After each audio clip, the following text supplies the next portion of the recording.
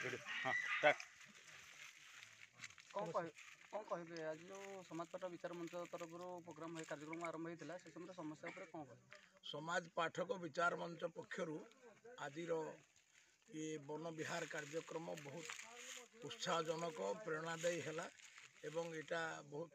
लाभदायक बोली भी कह माननीय विधायक श्री शत्रुघ्न जेना ये उपस्थित होते एवं मु जो दल में काम करे से दलर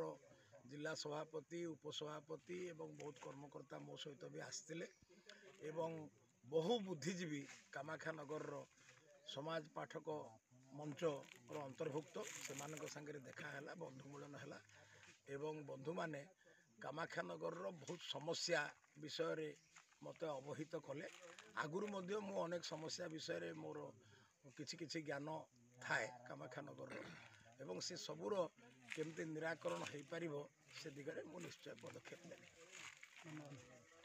आ विवाद